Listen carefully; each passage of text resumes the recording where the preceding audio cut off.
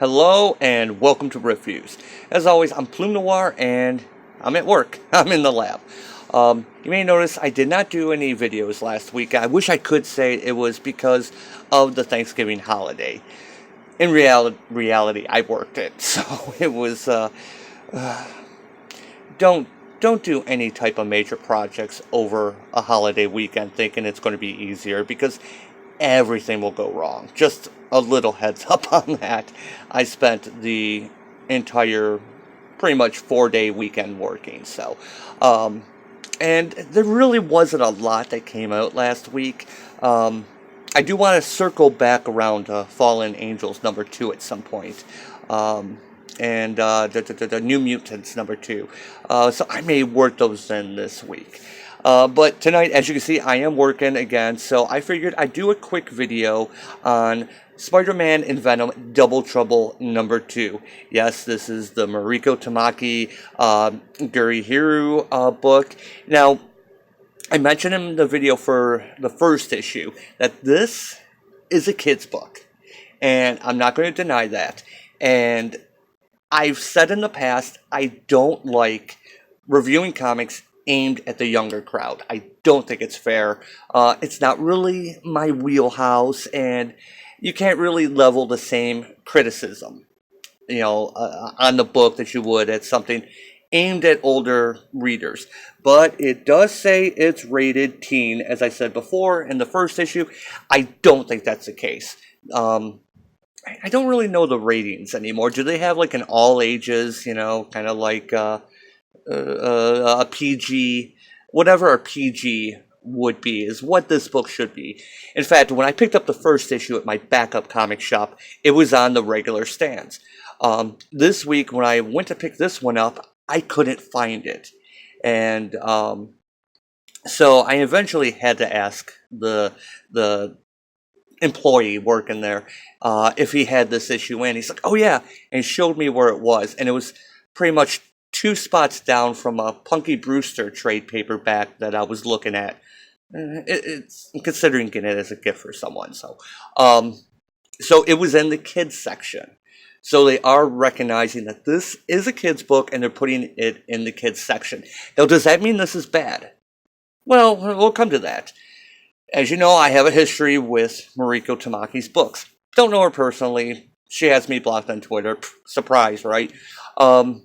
But I really don't like her mainstream books that she's been doing. However, I really like the first issue of this. So I want to take a quick look at this.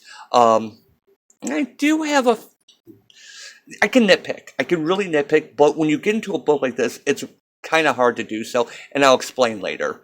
Now, as you can see with the cover, Gurihiru is really pushing the more kiddish, kid style, which, again, fits the book, as opposed to what we saw with the work on Gwenpool and the work on The Unstoppable Wasp. This is definitely more aimed at a younger crowd. So at the end of last issue, Venom... To give you the backstory of this, Venom and Spider-Man are roommates, and Venom is a bad roommate. So if we look at the opening, which fits on this, they've been enemies, they've been allies, they've been plenty of things in between. But now they're roommates. It's a wacky sitcom. Unfortunately for Spidey, Venom is pretty awful to live with. He doesn't pay rent, he eats all Spidey's food, and he unleashed plant monsters in the apartment of their neighbor, Ghost Spider. Spider-Man realizes how much worse it can get when he wakes up to find that Venom has switched their bodies. Oh no! Okay, well, aimed at kids. If this was a regular Marvel book, which they have done this type of intro, I'd be rolling my eyes. So, Spider-Man wakes up. He's in Venom's body. He finds a note from Venom here that says, hey, Spider Pal, need your body for a quick job. We'll bring it back good as new. Yeah, because Venom's dumb, I guess. It's why I misspelled new. That's not safe or sanitary. First you skip rent, then you leave the milk on the counter, and now you steal my body.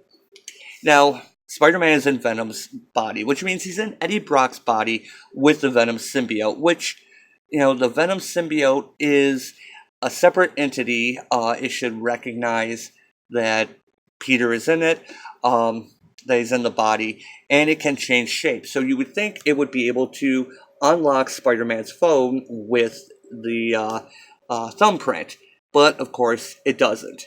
So now Spider-Man has hijinks trying to remember what his password is. Okay, as we all know, I've mentioned many times, I'm a tech guy. I'm an IT guy. As you can hear what's going on with the switches running in the background. Peter's a smart guy. I don't think he would use a thumbprint scanner. Just because of situations like this. I mean, just a little nitpick. So now, as we remember at the end of the last issue, Green Goblin is also after Venom because Venom owes him money. Don't think it's ever explained why he owes him money, but he somehow shows up at their apartment, at the window, that he's finally found him. But it's Green Goblin. If he finally found him, does he know Spider-Man lives there? A lot of questions here, but I keep telling myself, aimed at kids. So we get the chase. Peter Parker is trying to unlock his phone while running, because he needs to reach out to Ghost Spider. Trying to tell Green Goblin that he's not Venom. And when he jumps off the roof to, shoot a web, nothing happens. Oop, different body. And then it falls on the ground, splat, and, silly hijinks where the civilians see Venom, they start hitting him. And, again, it's a lighter, softer Marvel universe. This is kind of what I have a problem with. You would think that I may be caught up in the moment, forgetting that it's a completely different physique that would feel different, as opposed to having his natural built-in spider abilities. But he's worn the black costume, he's worn the symbiote, he should reflexively be able to, make the web, although always did it out of the back of the hand, which I kind of dug that. So in the symbiote, being part of him, would probably, do it automatically for him. Now, it's hard to hold this against the book because it's a kid's book. Different rules, different type of things. Playing it for laughs, that, that the costume's not working the way it would in the 616 universe. However, you knew a however was coming. This is Mariko Tamaki, who has, if we've gone through, as I pointed out in previous books, she does not do any research on the characters she writes. And we've seen that with the She-Hulk series, we've seen it with X-23. She does a very bare minimum as far as how the characters are. She may not even know all this that I explained earlier. So I'm kind of torn. Do I count that against her? Or is it like an artistic license thing where she does know better, but she's going with the plot, the kid-like script, which is kind of okay. So I'm still torn on how I would want to rate that. It's kind of, it bugs me, comic book guy from The Simpsons type thing. But so what is Spider-Man doing? What is Venom doing in Spider-Man's body? Pretty much American Ninja Warrior. It's called Battle of the Heroes. What's interesting is they show the obstacle course being run, but it's all regular people. So I'm not sure why it's of the heroes when these don't look like anyone in particular. They should have shown other characters going through this, like Daredevil or Puma, just pulling off people off the top of my head, Wolfsbane. People who would be going through this, because if you have regular people, battle the heroes, you could have just done some quick cameos. It wouldn't mean anything else, because if you have Spider-Man come through it, you just know he's going to trounce everyone if you're going against regular people. Maybe an art, I don't know, maybe it was just an art thing, but could have just put in 4 cameos, that's all. But it's definitely, it's American Ninja Warrior. It even just looks like it. So Venom is competing in this Battle of the Heroes for, basically the grand prize is an ultimate weapon, that would only be safe in the hero's hands. I'm not going to go into that. I'm going to stop. We're pretty much getting close to the end because it's going back and forth between this. Ghost Spider gets involved when Venom finally does reach her, and Ghost Spider says, "But wait, you're on TV right now, and how are you texting me?" One thing I do want to go through, I'm going to slide this out of the way. Yeah, it's the ultimate weapon manipulates matter at a level that certainly would only be safe. I'll just show you that part. That's what they're playing for. That's the grand prize. There's one part in here. I just got to find it. It's near the very end. So we have, again, Green Goblin and SpiderMan in Venom's body are, Green Goblin's chasing Venom. That's the plot. It's more the plot A, really. Well, the Spider-Man part is almost the B plot. It's kind of like two competing A plots. But Venom is trying to tell Green Goblin that he's not Venom. He's actually Spider-Man. So I want to show this page off. For the last time, I'm not the one you want. Venom did some sort of body switching thing. I'm Spider-Man. He grabs the bomb, throws it back at the Green Goblin. And Green Goblin says, "Oh, no, no, no." And Venom says, "What?" Green Goblin says, "You think I'm falling for that body-switching bit, Venom? You got another thing coming." And then Spider-Man as Venom says, "Wait, again?" I just wanted to point that out.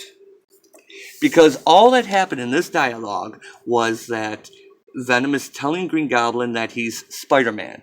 That it's not him, he's not Venom.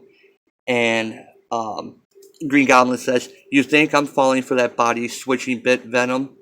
He never says again or for a second time. This dialogue does not come from, it does not follow, "Wait, again?" He's replying to a question with a question that was never asked. So, it's laziness. It's like a rewrite that somehow missed proofreading, went by editorial. Yeah, right, Marvel editorial. What a joke that is. Yeah, I'm a stickler for that. Especially if you're going to have a book that is aimed at kids, have it be decently written. Because you are writing at, a kid's level. And as someone who has written documentation and various things in the tech industry where you have to write at an 8th grade level so people will understand it, this kind of thing bugs me. There is no reason why we would have this mistake. Wait, again? So, I have some minor nitpicks. And I keep telling myself most of the ones are, maybe it's just this cartoon universe. The things are a little bit different. It's not the 616. I would really be grading it harsher on that if it was in the 616. That last thing, however, though, is I guess you would say a technical issue. That just poor craftsmanship. It doesn't stem. It really bothered me. That one I have to count against it. But the other things, the way the two body, it's fine. It's a kid's book. So what do I think of this book? I'm actually enjoying this book. I really am. It's silly. It's just kind of goofy fun. And I think I said in the last video for issue 1 that Mariko Tamaki is good at writing aimed at kids. Now, granted, she's a YA, writer, so that would be her target audience. Although I think they go more for tweens. I feel like I'm repeating myself. I apologize if I am. But for writing toward the kids, give her a kid's book, and it's fun. Where she can just write whatever and not care about continuity or how characters really act or, keeping them in character, going off script / off model. Yeah, she's fine. This is fine. I enjoyed this. I go 1 o'clock. Because we do have a build-up for the plant storyline, what exactly Venom is doing with the plants, and how that's going to come out. We have Ghost Rider coming. Ghost Spider. Absolutely hate that name. It's so stupid. but she's white and she's a spider character. Huh? Ghost Spider. That's a thing, you know. That's a thing. It's a stupid name. I guess it's better than Spider-Gwen, though. So, anyway, that's a whole other subject. This book, unless Mariko Tamaki drops the ball, which she has in the past with this whole plant build-up, I'm enjoying this. And I give it a 1. I give it 1 o'clock, recommend this book. I really do. It's a kid's book, but it's fun. And it's enjoyable, and it's silly, and it's right up her alley. So, yeah, I recommend this. Alright, well, thanks for watching. I gotta get back to work here.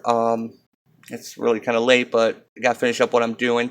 And I'm going to catch up with some of the last week's things. Just like I said, a couple books, as well as cover this week's books. You know, that Picard comic came out last week, too. I forgot about that. I picked that up, but I haven't read it yet. I'm still not sure if I want to, read that, because it's supposed to be a prelude into the CBS Picard series. So I'm not going to talk about Star Trek Discovery, but I have to admit, a little bit curious about Picard. So anyway, as always, thanks for watching, and I will see you next time.